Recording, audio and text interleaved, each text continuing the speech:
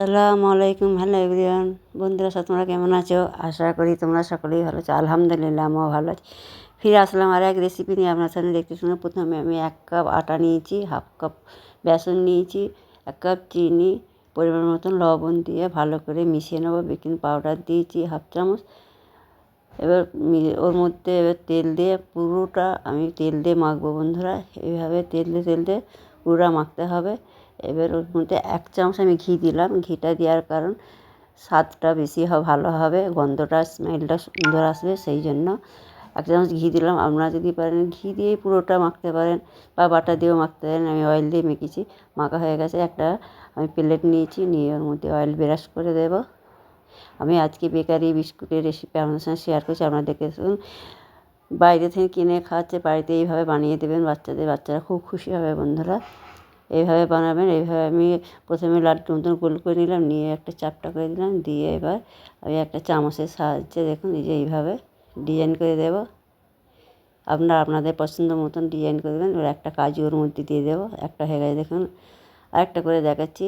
ফেসবুকে যে বন্ধুরা দেখছে পেজটা ফলো দিয়ে আমার পাশে থাকবে, তাদের আমি রেসিপি সবার আগে পৌঁছাবে। এইভাবে দেখুন এই যে প্রথমে গোল করে নিলাম, নিয়ে একটু চ্যাপটা করে দিলাম হাতের সাহায্যে চেপে, তারপর চামচে করে এইভাবে করে নিতে হবে। নিয়ে এবার একটা কাজু দিয়ে দেবো। যে এইভাবে সমস্ত আমি বিস্কুটের শেপগুলো দিয়ে দেবো। আমার এই রেসিপি যদি ভালো লাগে অবশ্যই লাইক করবেন, কমেন্টে জানাবেন, বেশি বেশি করে শেয়ার করবেন। এবার একটা কড়া বসিয়ে দিয়েছিলাম, একটা স্ট্যান্ড দিয়ে দিয়েছি, গরম করতে বসিয়ে দিয়েছিলাম 10 মিনিট আগে। এবার ওর মধ্যে দিয়ে দিলাম বেক করতে 20 থেকে 25 মিনিট লাগবে বন্ধুরা এটা বিস্কুটটা তৈরি হতে। এবার দেখুন বিস্কুটটা গরম হয়ে গেছে। এবার আমি উঠিয়ে নেব। উঠিয়ে নিয়ে সঙ্গে সঙ্গে তো আমি পরিবেশন করবো না, ঠান্ডা হতে করেছি। দেখুন কতটা ইয়াম্মি হয়েছে, কতটা কিউট হয়েছে, দেখতে অসাধারণ হয়েছে। একবার হলে আমরা এইভাবে ট্রাই করে দেবেন, অবশ্যই ভালো লাগবে। এইভাবে বন্ধুদের সাথে শেয়ার করবেন, কমেন্ট করবেন বেশি বেশি করে। ভিতর নিচেটাও কত সুন্দর হয়েছে, পুড়েও যায়নি, একবার পারফেক্ট হয়েছে। কতটা ইয়াম্মি হয়েছে, খেতেও তো অসাধারণ হয়েছিল, একদম খাস্তা কী বলবো।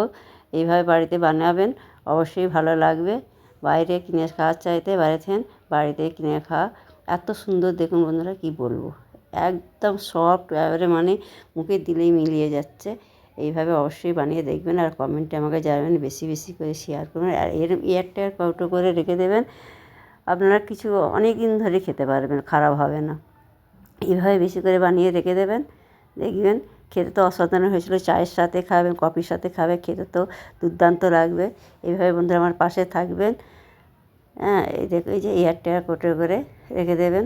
আপনারা ভালো থাকবেন, সুস্থ থাকবেন। আল্লাহ হাফেজ।